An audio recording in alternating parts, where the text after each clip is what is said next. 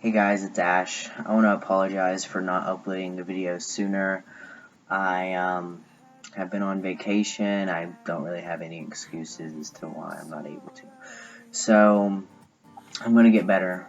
It took me 7 months to do my first one, and now it's only taken me 3 months after my first one. So the time frame is getting smaller and smaller. I'm now around 9 months on T. I wanted to do a video update just to kind of let everyone know where I am. Quite a bit of people have reached out to me on Instagram, which is awesome.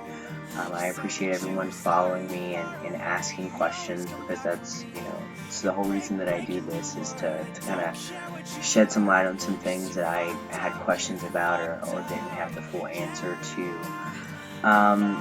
So the first 7 months I started getting facial hair. Around month 3 or 4, my voice started dropping. Now that I'm closer to 9 months, my facial hair is finally getting down here on my sides. I don't know if you can see, I just turned getting sideburns now. The first place I started to get hair was on my chin. And my stomach. I have stomach hair really bad. As someone who doesn't really like hair, it's gross. It is what it is. I have hair on the top part of my back. I didn't really expect a lot of hair, I guess, because my dad isn't really a hairy guy, and I feel like it's probably genetics and hair patterns. So a big shocker when my whole stomach started having hair in my upper back. But that's really it so far. So other than body hair everywhere, my voice has dropped a lot. I used to have a pretty feminine voice, but right through here it's all starting to come together now. I don't really want facial hair. I really like the clean look. I'm gonna do the sideburn thing until it gets annoying, or until I start looking grungy. I kind of like to be well cleaned. My job, I have to just look clean. But some things that I was talking to with one of my friends. We went out for drinks. He and I had something similar. So we feel like when we both started taking tea that we became really ADD. I don't know if it's the energy that we all of a sudden have now, or what, but it's just weird that it came up in conversation and we both feel all of a sudden that it's just something that's kind of odd to both of us. Now, one thing, if you haven't started tea, or you've been doing research, or it's like your first month on tea, I haven't watched that many videos. I just did a lot of reading. I googled a lot of things. I watched a lot of videos in the beginning, which is just really because I wanted to see how people look from then until where they were, but not necessarily for information, because I was more curious about how people their body structure changed. If you read the side effects of tea and what typically happens, it tells you facial hair, a deeper voice. It does mention briefly about genitals and how they can become enlarged. So, not to get any personal or weird, that was one thing that I didn't necessarily expect to happen. I didn't really know what it meant. With me personally, it's something that it was a little surprising. Everything is a lot more sensitive now, which in the beginning it was very uncomfortable, because there were changes being made. So just around month 3, I would say, it just felt super sensitive. I didn't really want to be touched, and then after that it was much more comfortable. So if you start to experience things like that, or you're in the first month or two, I'm not certain if it happens to everyone. I haven't asked anyone. It's a little weird, but I just wanted to share my experience and put it out there that I read it. I really didn't pay any mind to it, but it is something that it happens. It happened to me. It's not a big deal. It wasn't much, but I was not expecting it. So I recently have told my family. I told my dad. I'm not sure if that was in the last video or not, which was pretty surprising with his reaction. It wasn't bad. It wasn't amazing. It was he's supportive. And that was kind of the end of the conversation. So I know a lot of people are going through things with their family, and a lot of people, they don't have a good connection with them right now. I think it's all in how you present it. For me personally, there were so many ways that I could have went about it, and I could have just thrown it in my family's face. I could have been super just with my back against the wall and taken everything just the wrong way. But you have to understand that these people love you. You have to understand that in a lot of cases they're blindsided about it. Like my dad, I've always been more masculine, so for my dad not to see it, kind of where I was coming from was a little surprising to me, because just of how I dressed, I always worked out, but that's that's our parents, and that's typically the generation that they grew up in. They don't really know anything other than what they see on TV with Caitlyn Jenner, so for my dad living in Tennessee and a lot of us living in the South, that's all that they know is someone, who made this change very, very quickly and just kind of presented themselves like this. And that's what he said. He said that he is familiar with it because he watched the documentary. And I said that that's not really it for me personally at all, how it went. So, you just have to position it to where it's easier for them to understand why and what it means, and everything just takes time. Like my mom still calls me her baby girl, and I know to a lot of people that's soul crushing and it means the end of the world, but to me it doesn't. I was like this for 25 years, so for her to say that, it doesn't bother me. In the future, when if I decide to grow any of this out, and when she continues to say it in public, if we go out to eat, then she'll look silly. And that's what one of my friends advised me of as well, is how if you don't start using the right pronouns with your parents, then when you go out to dinner, they are going to be looking silly, which is absolutely true, and I never thought of it. So just my advice is a lot of families out there don't support it and want nothing to do with it.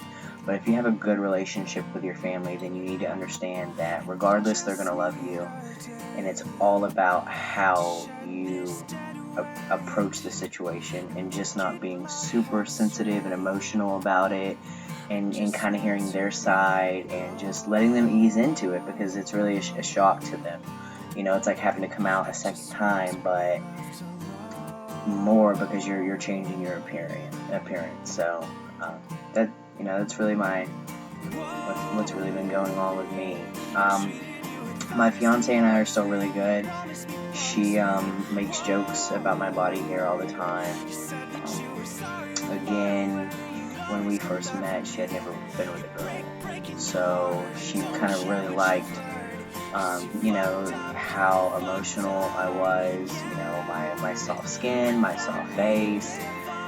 So to say hey, I'm gonna take the few things that you really said that you liked that were different than anyone else that you've ever dated, and I'm gonna change those because if you haven't started tea, then you're well, for me personally, my emotions changed completely. I was more of like a sensitive teddy bear. I could watch a Hallmark movie and just cry my eyes out, like Finding Nemo and cry.